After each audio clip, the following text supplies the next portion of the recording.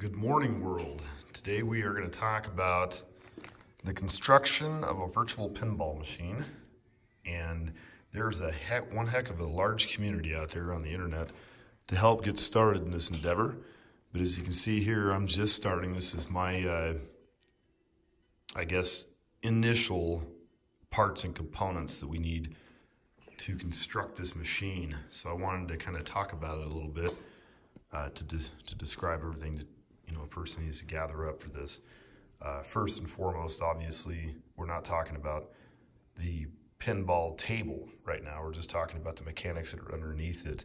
The pinball table is pretty simple. It's just a 43-inch TV. That there's a 30-inch back monitor. And then that little one over there is a 19-inch that we're going to use for a DMD. And then, of course, you have your PC, which this one I obviously built with means of only using it for this pinball table, so I didn't put it in an enclosure.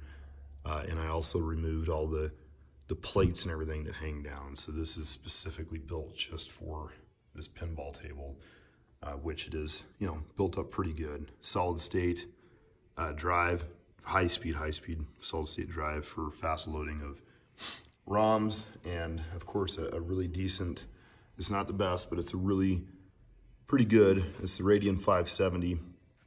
It does have 3 display port outs, HDMI and a DVI out.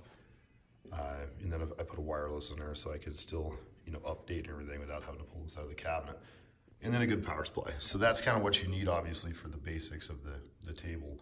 Now the rest, like the haptic feedback and all the fun stuff, this is kind of what I've got rounded up for this. These are the Siemens contactors, which I'm actually in the oil field for a job, so I know all about these things. These ones are small ones. I'm used to using much larger ones, but all you're doing with these is you're using it as the magnetic coil relay. So when you put 24 volts or whatever size of coil you got, 12 volt, 24 volt, 110 volt, whatever you got, you put those power on this side, and then when you go hit a start button, it'll ignite that driver, which it makes the coil connect all of these circuits. So it's how you start a high amperage piece of equipment. And these right here are cheap. I bought these for $3 each, and I got 12 of them. That gives me 2 spares. So we'll have 2 for the flippers, 2 for the, oh, heck, I can't remember what those things are called, right above the flippers, the bouncers.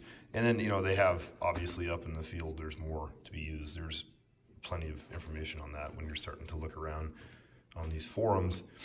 And then, of course, we got all the other relays. I got relays for turning on and off the machine completely. So when you turn on your power button on your PC, this pulls 5 volts off of your one of your pins for your USB port, to where when the computer goes to sleep, it'll disconnect the power, which goes to this relay, and it shuts all of the electronics off in the whole pinball machine, except for the computer.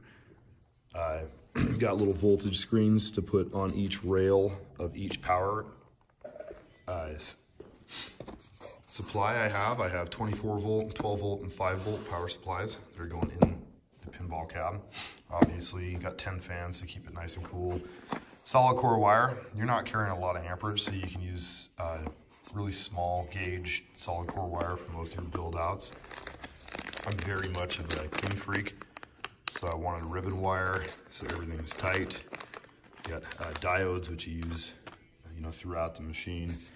Of course, the LEDs for the back LED, the 5-light LED system. I did get DIN rails to mount all of my electronics on, and as well as I got 100 DIN rail fuses, 500 milliamp fuses, so I have everything on a fuse. Of course, this is the 144 strip lights. I got 3 packs of these for the side LED lights that go up the side, and then the back lights they're not in yet, but I have also LED readers for that. I'm going to try something new that I haven't seen out there, and this is an actuator for adjusting my playfield. Of course, we have the raceway to hide all the wires. And then I also am trying something new here. I'm going to do some air pneumatic haptic feedback on my table, so we have a little bit of cool air sounds going on.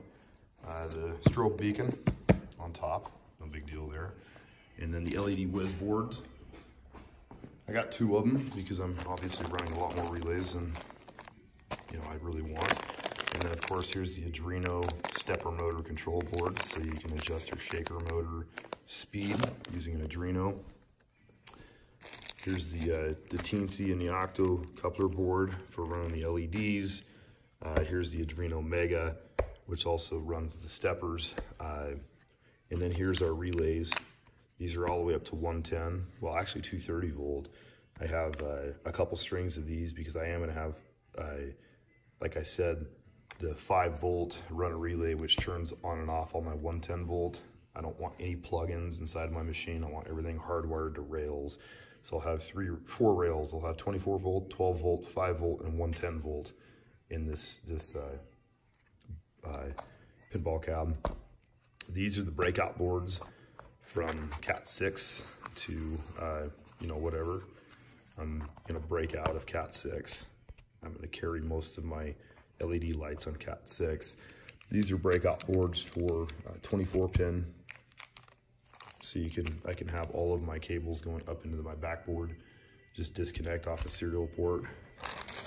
Footsteps, so you can pick up your circuit boards off the bottom of the unit. Once again, another relay. This one here is a 24 volt relay.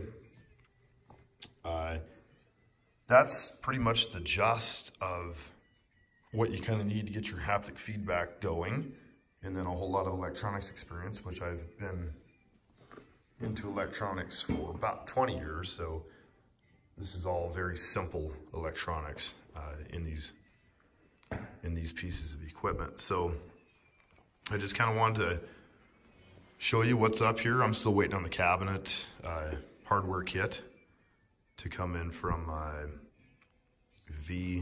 VirtuaPin is who has that, but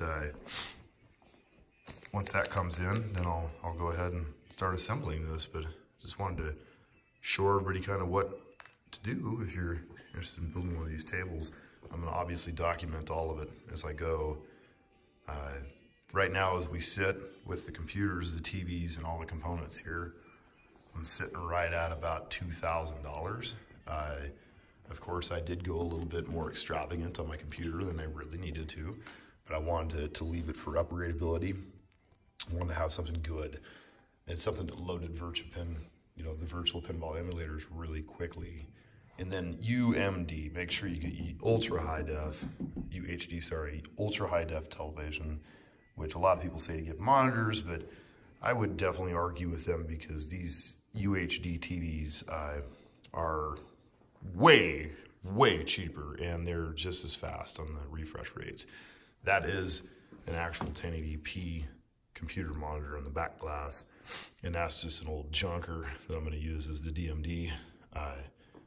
But that's kind of what we have here, and yeah, well, thanks for watching.